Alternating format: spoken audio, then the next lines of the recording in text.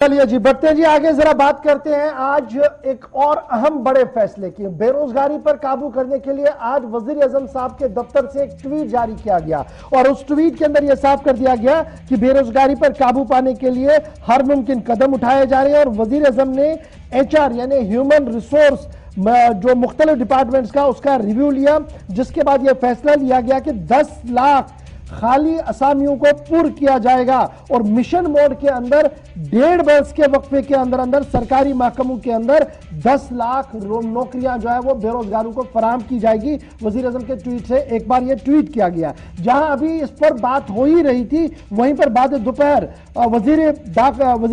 वजीर दिफा राजनाथ सिंह और उनके साथ तीनों एयर, डिफेंस और नेवी के चीफ साथ थे। एक ज्वाइंट प्रेस कॉन्फ्रेंस की गई जिसके तहत एक नई पैकेज का ऐलान करते हुए यह साफ कर दिया गया कि अग्निपथ रिक्रूटमेंट स्कैम मुतारफ किया गया है, जिसके तहत अब आर्मी के अंदर बड़े पैमाने पर भर्ती की जाएगी और नौजवानों की भर्ती और फिट इंडिया भर्ती जो होगी ये 4 साल के लिए होगी और उसमें क्राइटेरिया दिया गया कि 1 साल के बाद कितनी तनख्वाह, दूसरे साल में कितनी तनख्वाह और 4 साल के बाद जब वो रिटायर होंगे आर्मी से तो उन्हें कितना पैसा मिलेगा।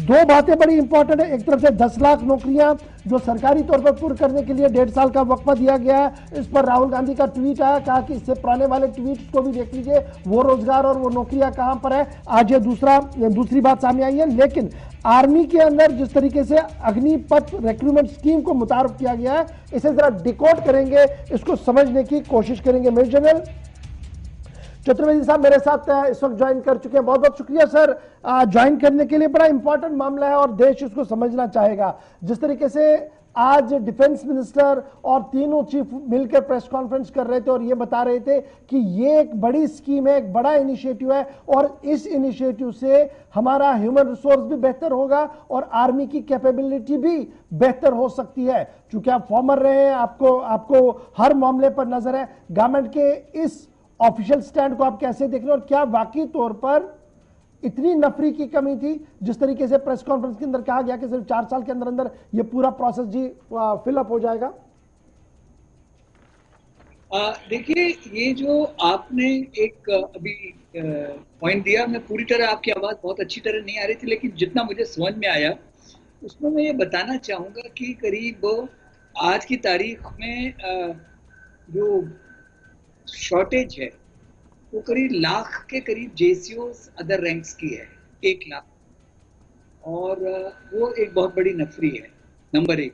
नंबर 2, ये जो 4 साल के लिए ये दिए जा रहे हैं, अग्निवीर स्कीम जो इन्होंने दी है, इसके डिटेल्स की अगर आप देखें तो एक उन्होंने दिया कि पहले तो ट्रेनिंग जो अभी तक 63 वीक की होती थी वो घटा के 36 वीक की कर दी जाएगी। 36 भी नहीं बल्कि 30 वीक की है, तो मतलब ट्रेनिंग डायल्यूट होगी, नंबर 1।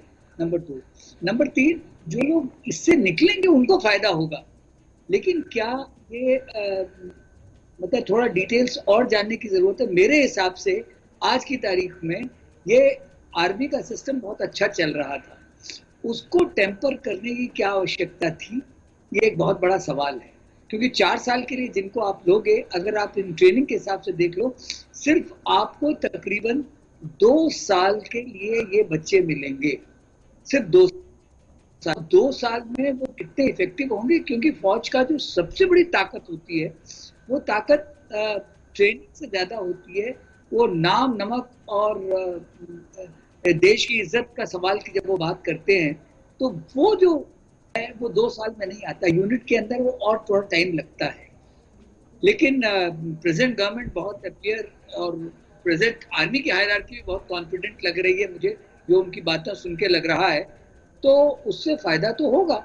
लेकिन जहां तक मुझे लग रहा है कि ज्यादा बेहतर स्कीम ये होती कि ये इसको आप एक्सटेंड पूरा करते और 4 साल या 5 साल के बाद उनको एक ऑप्शन देते, वो चाहे तो साइड स्टेप कर सकते हैं, वो मेरे हिसाब से ज्यादा अच्छा ऑप्शन है। बड़ा इंपॉर्टेंट आपने कहा कि देखिए मैन पावर की कमी है, इसमें कोई शक नहीं, और आपने कहा कि JCO रैंक से हमें इन चीजों की जरूरत थी और ये जो नीचे वाला काडर है ये तो JCO बन ही नहीं सकता है। जो अभी तक सेट हायरार्की है वो कब बनेंगे वो तो सवाल ही पैदा नहीं होता है। तो जिस तरीके से ये भी कहा गया कि क्रिटिकल एरियाज में डिप्यूट किए जाएंगे जी, तो ये लार्जर कैनवास में आप कैसे देख रहे हैं? ठीक है, इसमें बहुत सारे लूप होल्स अभी नजर आ रहे हैं, लेकिन जब बड़े कैनवास पर हम देख रहे हैं तो जिस चीज के लिए हम इनको तैयार कर रहे थे, जो जज्बा, हुब्बुल वतनी, और बाद में 4 साल के बाद क्या?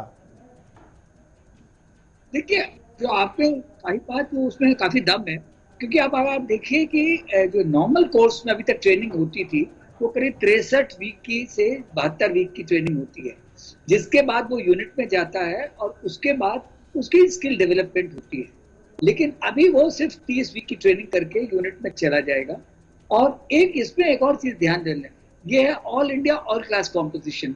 इसमें अभी एक जो सवाल है, जो प्योर यूनिट्स हैं जैसे गुरखास हैं, सिख अलाई है, सिख रेजिमेंट है, गढ़वाल रेजिमेंट है, ये बिल्कुल प्योर रेजिमेंट्स हैं। तो इनके लिए मराठास हैं, ये बिल्कुल प्योर रेजिमेंट्स हैं। इनके बारे में सरकार ने क्या सोचा है वो एक जानने की बात होगी। जहां तक इन ट्रेनिंग का सवाल है, पैसा ठीक है, फायदा गवर्नमेंट को भी फायदा होगा, क्योंकि करीब 11 करोड़ की बचत होगी पर रिक्रूट पे। लेकिन क्या देश की सुरक्षा के लिए पैसा जो है वो क्राइटेरिया होना चाहिए या इफेक्टिवनेस क्राइटेरिया होना चाहिए? तो मेरा अपना इस वक्त का जो मानना है, जब तक और थोड़े डिटेल्स बाहर नहीं आएंगे तब तक मुझे ये स्कीम में शक है। मुझे लग रहा है कि कम से कम ये पीरियड 4 नहीं 5 साल के लिए तो कम से कम होना चाहिए, क्योंकि 3 साल में वो इफेक्टिव। लेकिन आपको एक बहुत इंटरेस्टिंग इनपुट मैं दूंगा। मैं कुछ रिटायर्ड जेसीओज और जवानों से बात कर रहा था, तो उनका मानना है कि स्कीम बहुत अच्छी है, इससे जवान जो है, नए जवान जो है वो ज्यादा जोश वाले होंगे। जोश के साथ कितना होश होगा वो देखने वाली बात होगी, क्योंकि इनकी जो बैटल हार्डनिंग होती है वो एक बहुत बहुत मजबूती उनको देती है लड़ाई में लड़ने के लिए। और जो लड़ाई में जीतने के लिए ये जरूरी नहीं है कि आपको राइफल कितनी चलानी अच्छी आती है।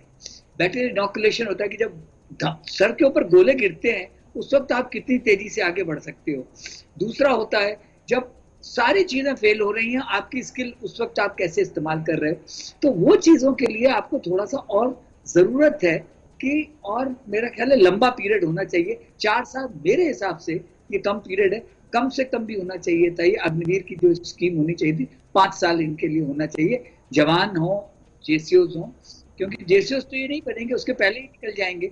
ये सरकार जो है कुछ और चीजों पे गौर कर रही है कि उनकी पेंशन का बिल कम हो जाएगा, और उनका मेडिकल का बिल, उनका हाउसिंग का बिल कम हो जाएगा, वो सब ठीक है। लेकिन देश की सुरक्षा में इन चीजों की कोई अहमियत नहीं होती है।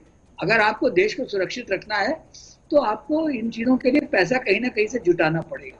तो ये जो है, ये आर्मी आर्म फोर्सेज जो है एक्सपेंसिव हॉबी है, आप उसमें कोई भाईबंदी नहीं कर सकते, ये मेरा मानना है। बहुत बहुत शुक्रिया जी हमारे साथ ज्वाइन करने के लिए चतुर्वेदी साहब, क्योंकि अभी कुछ और वक्त चाहिए इस पूरी स्कीम को समझने के लिए, लेकिन बाय एंड लार्ज 4 साल या 3 साल का वक्त जो है, इसके बाद क्या, एक बड़ा सवाल है। और उसके क्या जो क्राइटेरिया हमारा फौज का था, क्या उसको हैम्पर तो नहीं हो रहा है? और नेशनल सिक्योरिटी को लेकर जो बड़े खदशात और सवाल इस वक्त उठ रहे हैं, उनका जवाब जरूर सरकार को भी देना होगा।